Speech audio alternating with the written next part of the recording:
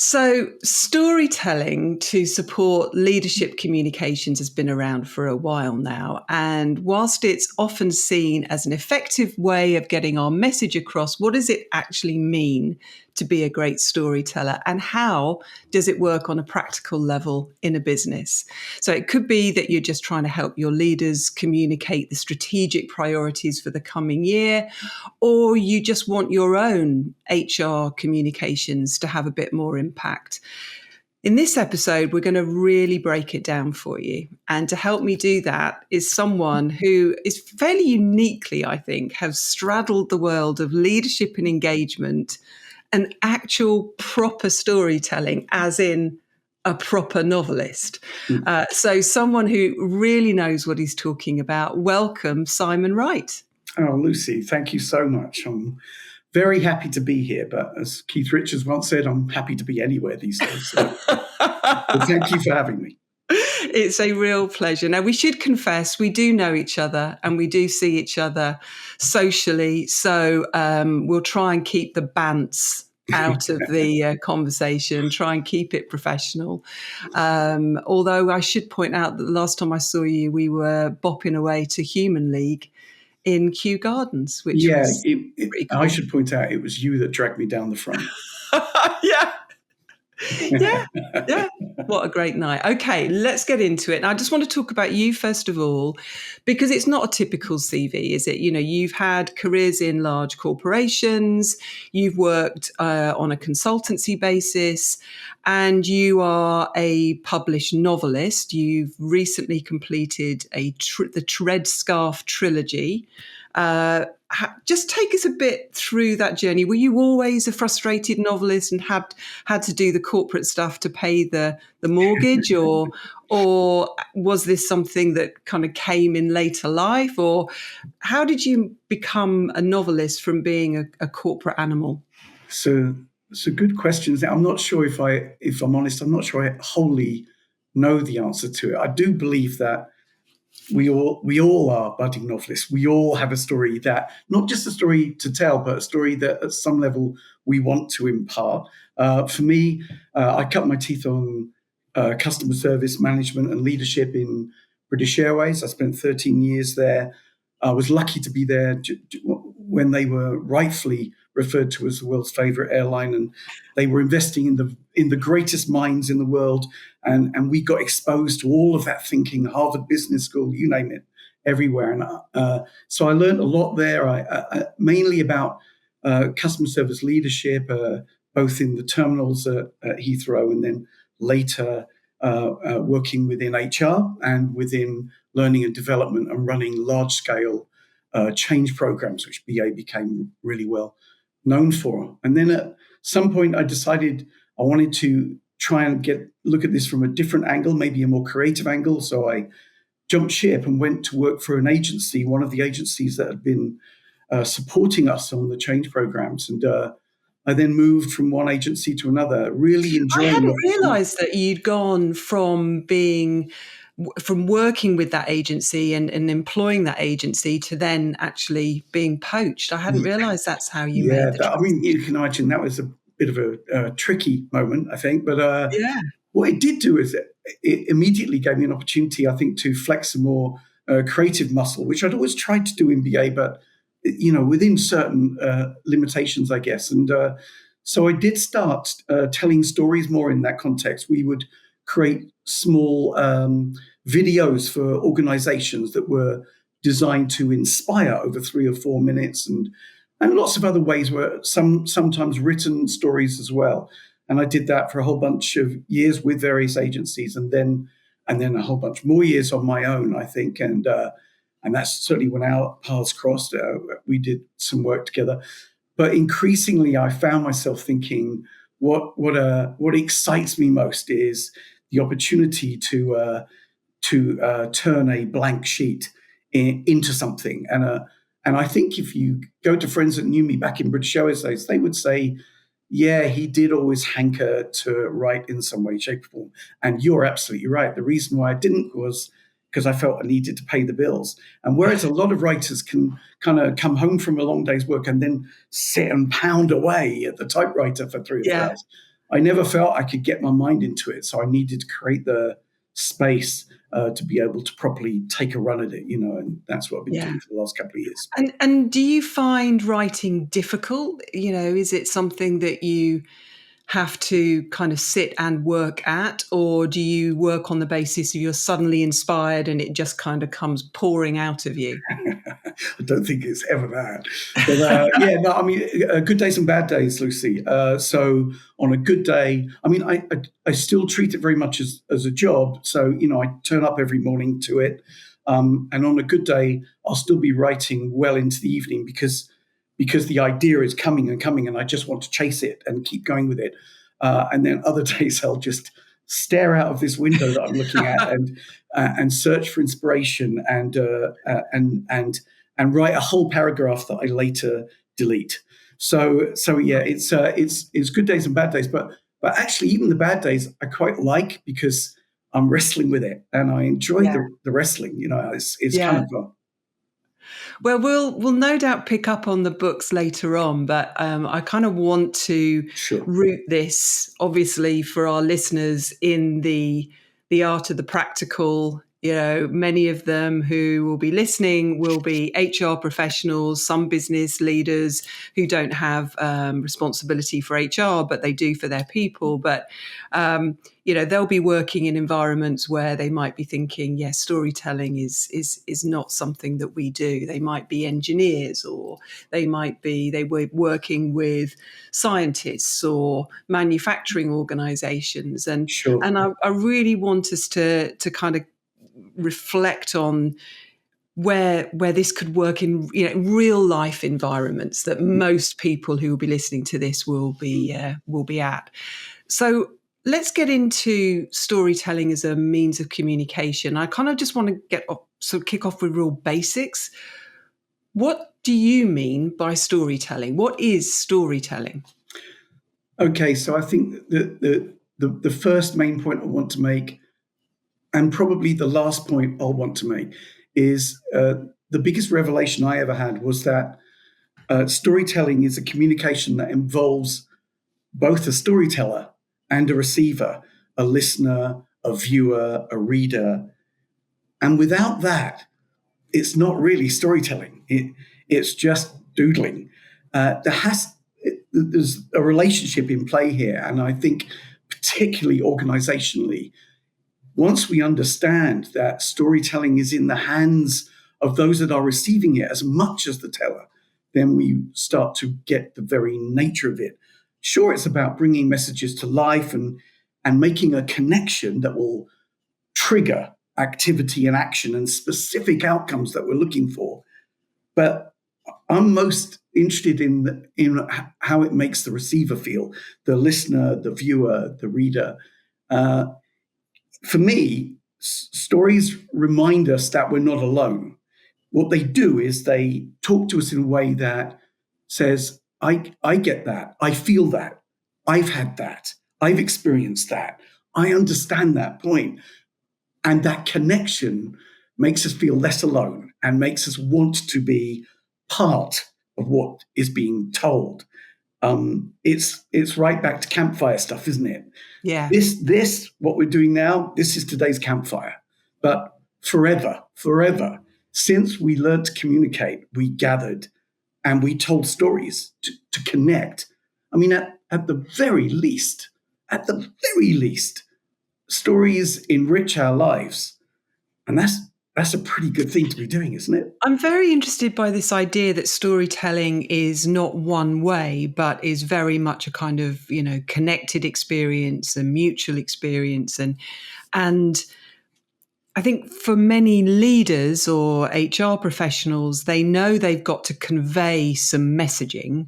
And sometimes it just feels like it's about getting through it, doesn't it? It feels like, I've just got to tell them about this strategy, or I've got to give them this bad piece of news or this good piece of news, but I've just got to get my message over. Right. And Right. I think what I'm hearing you say is that regardless of the message, it's always got to be thought through as a kind of connected experience, not one way, not broadcast.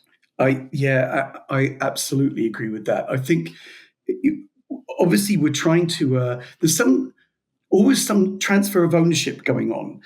If I'm standing up and talking to a bunch of people, and I have an agenda, by the end of that, what I want is for it to be their agenda. But they have to find their place in it. They have to find their relationship with that material, which will not be the same as my relationship with that material. And my job, I guess, is to help them to find that, help them to care. A few years ago, Sky were launching a new broadcasting platform called Atlantic. You may well be familiar with it. I And know it well. and they did an amazing promo for it. What one might expect is of Sky saying, listen, we've got a new channel, it's called Atlantic, it's going to be amazing. Here's 60 seconds of programming that we have spent millions and millions buying or making, and we're going to show you the best of it now. But they didn't do that. Instead, they got a master storyteller in Dustin Hoffman, and they plunked him on top of a building looking out on the landscape. Oh, yeah, I remember it. You get it? And he said his first word was to camera was stories. And then he talked about stories. And right in the middle of it, and it was a lovely piece, it was a beautifully written piece. And right in the middle of it, he said, but isn't that what a great story does? It makes you feel. And for me, that is at the heart of corporate storytelling, is when you get to that, and I'm not saying you don't have to have provided the data first, but when you get to that, when you start to make people feel, then they're finding their connection. And then just kind of one of my own humiliations, which are always good to share. I can remember my first presentation to the leadership audience of the BBC. And just before I was about to go on, my Director General, so the Chief Exec of the BBC, said to me, now, Lucy, just remember, all of the people in the audience used to be journalists, right? So regardless of whether they've ended up in radio or television, nearly all of them were journalists at one stage. And so they like data, they like facts, they like evidence. They are not going to be swayed by your pink and fluffy HR stuff. And so I duly went out and kind of stripped out any kind of emotion, right, and gave them, data and facts. And I absolutely bombed. Immediately they went into their kind of full investigative journalist mode, and were quizzing me on the facts and debating the data and the sources and the methodology. And I just completely lost them. So I think the lesson for me for that was that, yes, they may be in a profession where their DNA professionally is about data, engineers, scientists, journalists, lawyers, accountants, but actually doesn't matter. They all still love a story, don't they?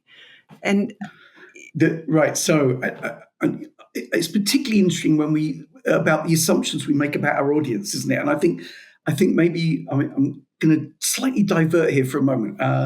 When I was in British Airways, the last thing, right towards the end of that time there, they made a very famous advert called Global, and the advert featured hundreds of people dressed as a pair of lips and an eye and everything, and they were coming together on this big sandy area and everything, and it was a spectacular advert, and it finished with, I think it was John Hurt in voiceover saying, every year the world's favorite airline brings 24 million people together, and it was a brilliant ad. And the last thing I did before I left British Airways was to make an internal interpretation of that. And what we did was we went into the terminals early one morning, 5, 6 o'clock, and we shot meet and greet. Many years later, I feel that my treatment got stolen in the I know where you're going. Love Actually. I'm parking that. And we just shot it, and we shot all this meet and greet, these beautiful moments. And at the end of our film, we just said, every year, the world's favorite airline brings all these people together, and you are the ones that create these moments. And then we showed it to baggage loaders and all kinds of communities, and without fail, they would shed a tear, because It said, you think you're doing this down in the bowels of Heathrow, but you're not. You're doing this, and this is special. And that was an emotional message. It wasn't you're not loading bags correctly. Let's show you how to do it. It wasn't about that, And I think that's the other side of what you were just talking about. And I think that's very powerful. Yeah. So I think you're absolutely right. When I hear HR people often talking about, oh, well, they're engineers, so they won't respond to emotion or whatever. They cry at films.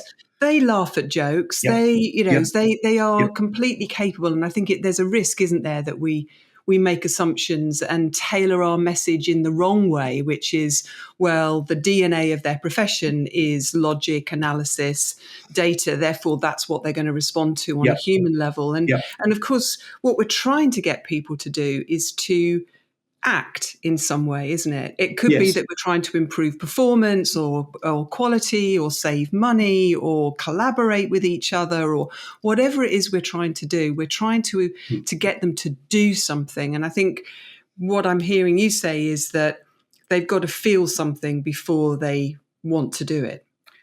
The data informs all of our IQ, but the EQ messages, they touch our heart, and it's that triggers choice, and new choices become action, and that is definitely a heart-driven thing, and I think stories go right to the heart of that. And that's quite scary for leaders, isn't it? That's potentially quite scary. And I want to come on to that. But before we get into how we can help our leaders and equip them with greater storytelling, either capacity or inclination, because you're making yourself a bit vulnerable, I think. Can we just kind of break down storytelling? Yes. To help our listeners think about the stories they might want to tell? Is there basically one type of story, or is there a structure to a story? How do stories work? That's a really good question, and I think there are probably 100 answers to that. And you can Google those really easily, and you'll get lots of frameworks and everything. And I work with pretty simple frameworks, so it's straight off the bat from a structure point of view. I always think funnel. I think we start here, but we have to finish at a level of specificity that is going to convert into action. So all stories have a beginning, a middle, and an end. Beginning, middle, end. Well, at least they did until Tarantino came along and said, we're going to start in the middle, we'll do a bit of beginning, then an end. And, mostly, right, for us mere mortals, beginning, middle, end. But it also is why, big picture, rationale. You've got to answer that. If you want to keep people in the room, you've got to have answered the why question. But then, of course, the what. And finally, we get down to action again with the how. We start organizationally. We often then go to, what does this mean closer to home in our department? But we have to end with the individual. We think big picture, vision, and then we go to strategy, and then we go to behavior. What are we asking you to do? What do you want to do? What are you going to choose to do? So it's nice to always have that framework in the back of your head, but I don't think that in itself helps us to even form a great story or become a great storyteller. I also tend to abide by a kind of a mantra of 4 phases. So in my 4 phases, if we think about the approach to storytelling, I always start with the idea of love at first sight. So, go on. You'll remember this. I'm sure you will. This, in the old days when we went on holiday at the airport, you'd always stop off at W.H. Smith's, wouldn't you? Oh God, yeah. Buy 14 books, 3 for 2 deals, wouldn't they? And you'd load up with loads of books, right? And then you'd get out on holiday, and you'd be lying there with your pina colada. I see you as a pina colada girl. Definitely, always a pina colada. And you'd open up your first book and you'd get into it. And one of 2 things would happen. You'd either think after a few pages, I hope this is going to kind of pick up a bit, because otherwise I've got a whole bunch of books down here, and or you'd think, this is for me. This is for me. You'd connect, wouldn't you? And my Kindle is filled with books that are about 3% in. It's that kind of. Does that include my books? So I think we all understand that principle of you have to engage people up front. You have to say, this is for you. This is for you. You are going to love this. This is important to you, right? Part two is like what I call murder in act one. If you're writing a whodunit, okay, there's no point. I've just got visions of HR professionals listening to this, thinking about, they've got pension reform coming up, and they've got love at first sight, murder in act one. Yeah.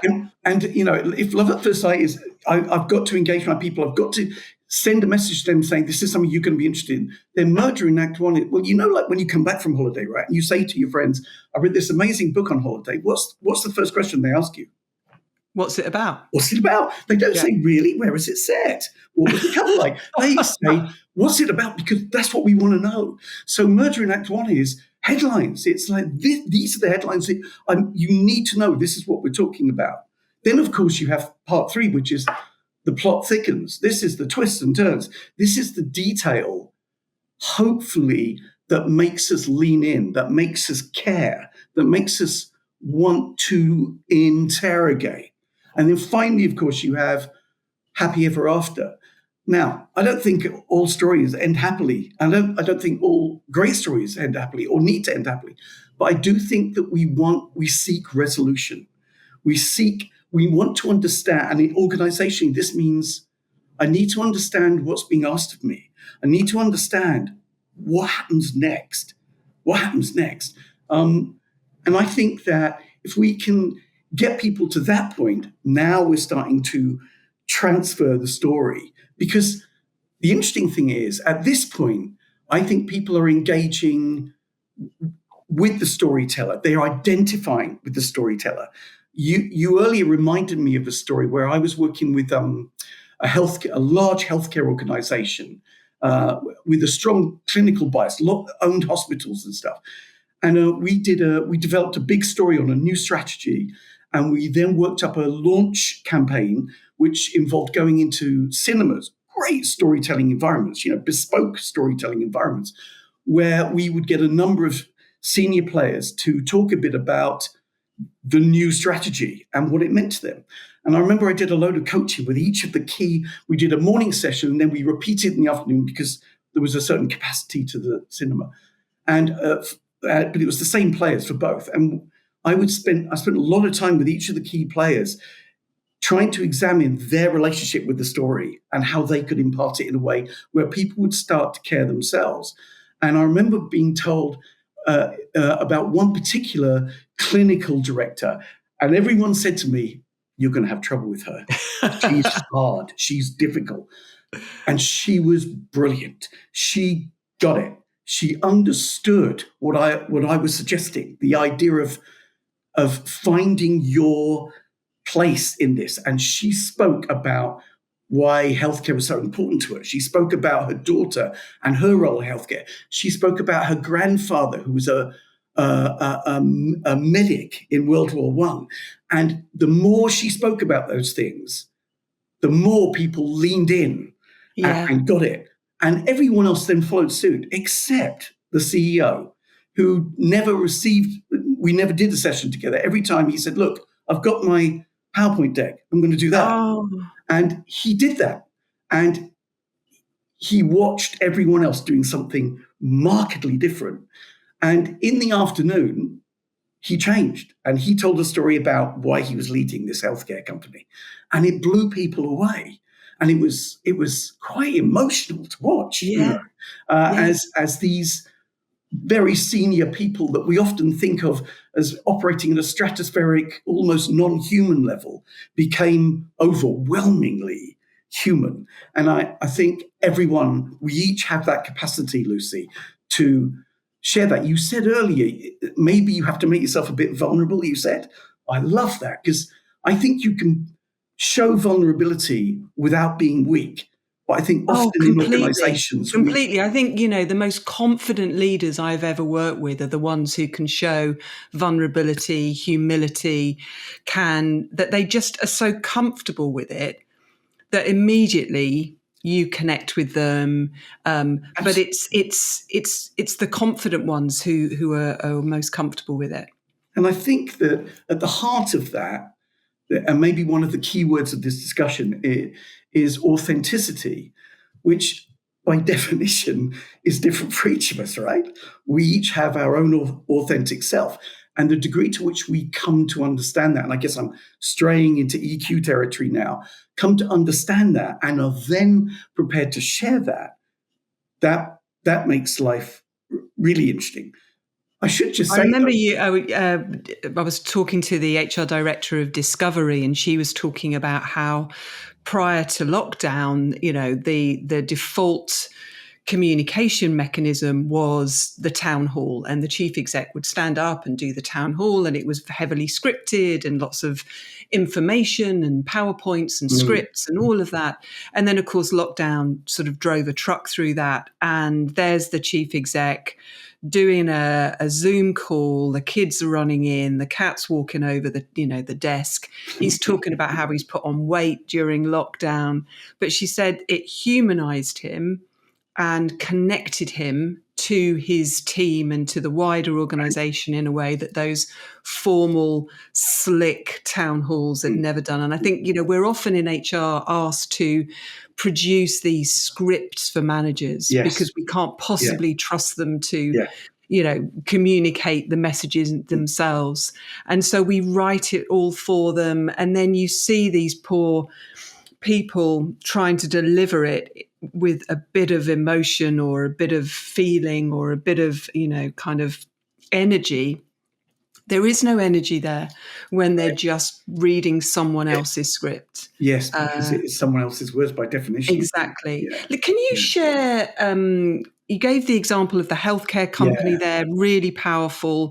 And just share maybe a couple of other examples where you've seen this work really well, either with HR teams helping their leaders to be better at this, or leaders delivering messages in different ways. Have you got a couple of examples? Yeah, I think I've certainly got examples of how once strategy becomes somewhat, shall we say, anecdotalized, then it becomes accessible. So now we're getting a bit more into technique, and I think that becomes really interesting. So, I mean, one that springs immediately to mind is I was doing some creating some case study material to support a session focused on a company called ServiceMaster, a massive organization in the States. They have some representation in the UK as well, but mainly in the States. And they do a lot of like municipal cleaning contracts.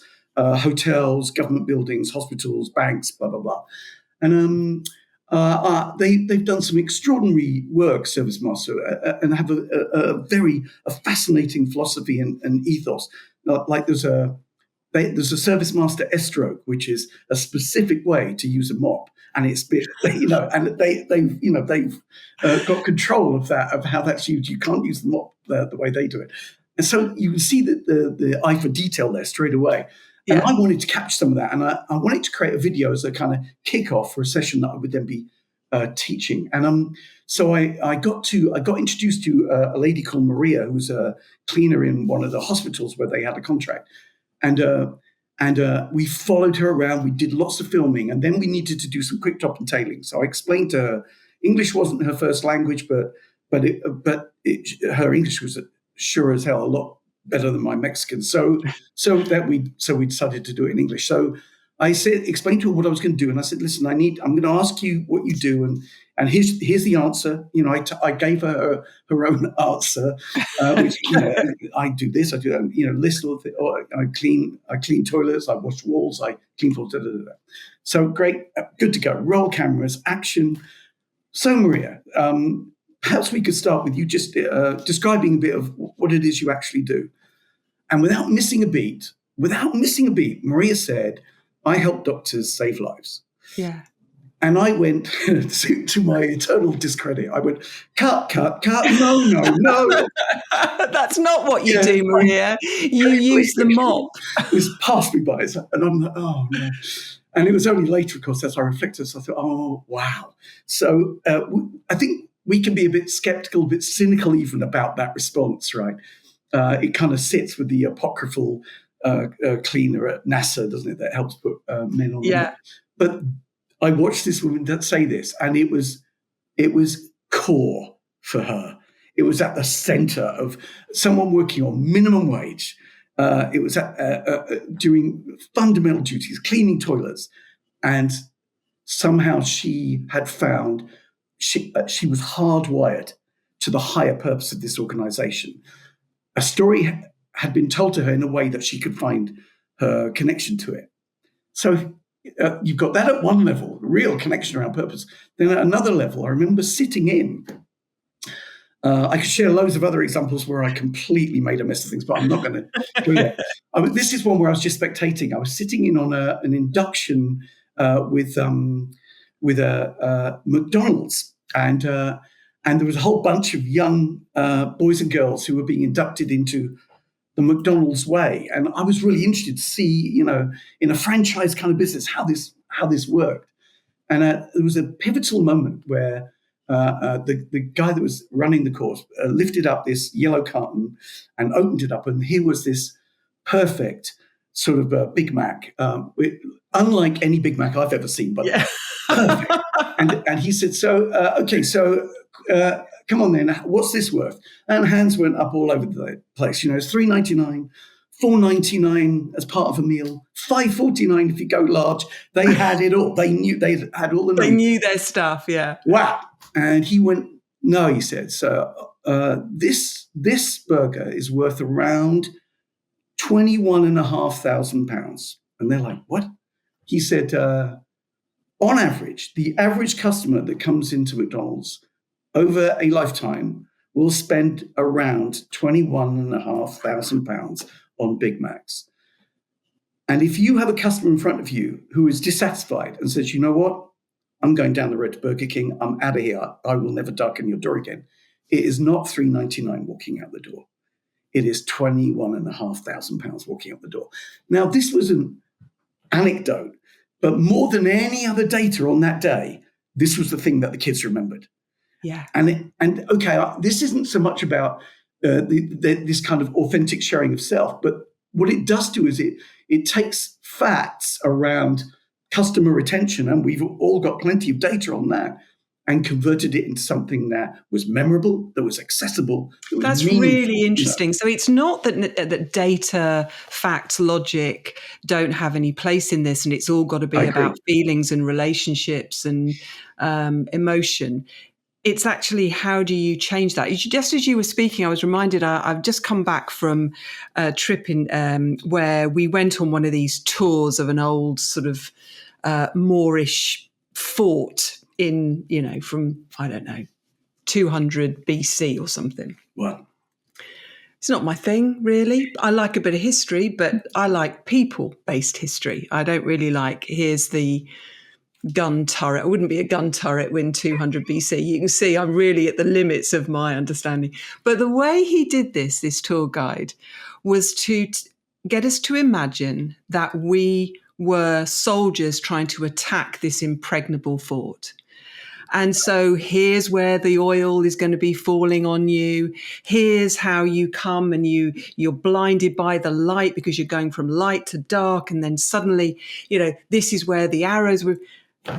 Oh my God, it was unbelievable. And so the facts were the same. The facts were all the same. If he'd done here's the window, here's where the oil was poured over.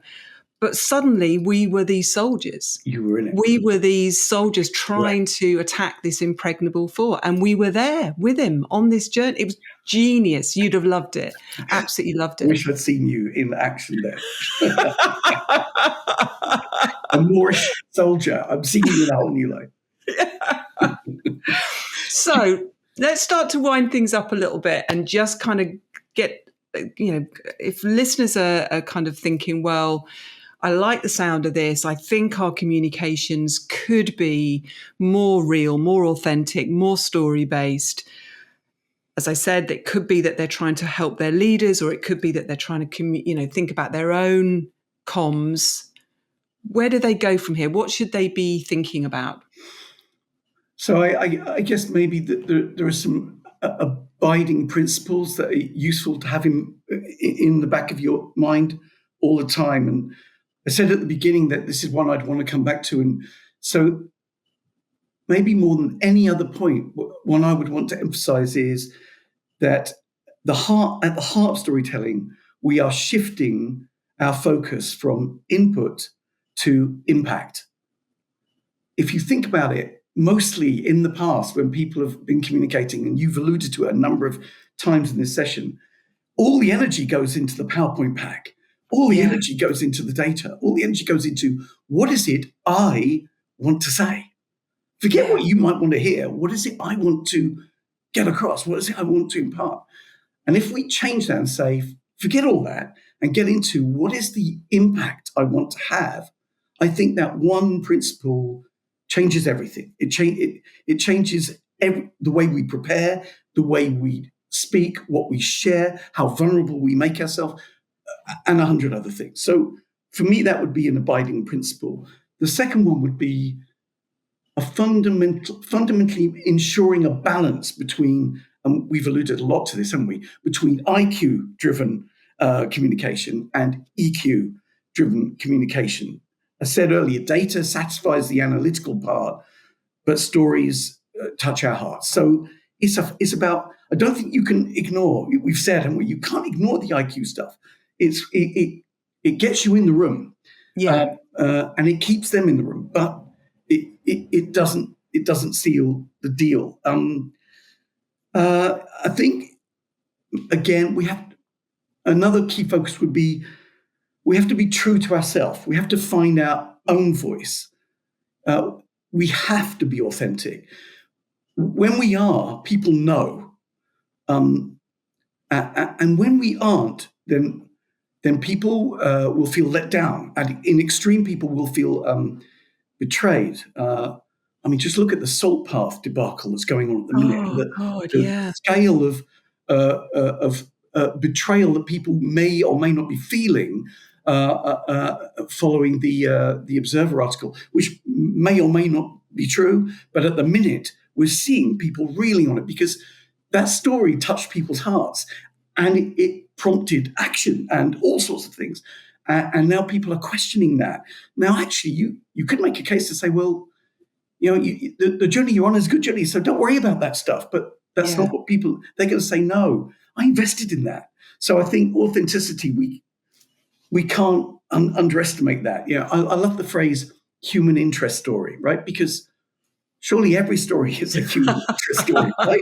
And if it isn't human, if it isn't interesting, then it isn't a story worth telling. We know that, your audience will know better than I ever could that how pivotal people engagement is in delivering strategy on an ongoing basis. And for me, engagement begins with having a great story well told. I think Maya Angelou put it best, right? When she said, and if you get a quote, you may as well quote from the best. When she said, people will forget what you said, people will forget what you did, but people will never forget how you made them feel. And that is what we're trying to achieve. Fantastic. Simon, thank you so much. Now, I mentioned at the start that you are not just the author of one book, not the author of two, but a whole friggin' trilogy. So give us just an overview for people who might be interested in having a look and hopefully getting past the 3% on their Kindle. Just give us an overview of the trilogy. The link to the books will be in the show notes. Yeah, so a few years ago in lockdown, a friend brought me an article, a Guardian article about a shipwreck salvage operation in the Levantine Basin. A bit like you and your Moorish thoughts. It's not really my thing.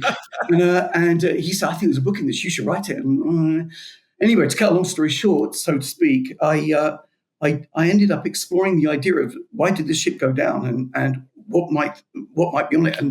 And so the trilogy is about a race across centuries to control a powerful artifact. Half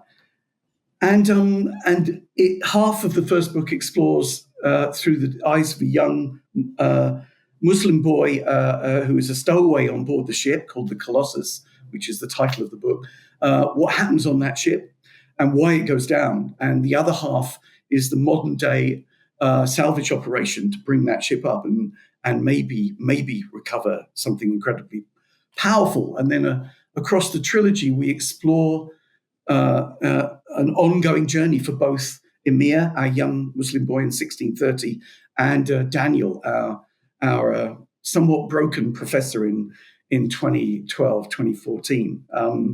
So yeah, it's a lot of people say to me, particularly funnily enough, female readers have said this is not the kind of book I would normally read, but it was recommended to me. I had a go, and I really loved it because it's a swashbuckling adventure, but it's not that. It's more than that, I think. And yeah, no, absolutely. The relationships in it, fantastic.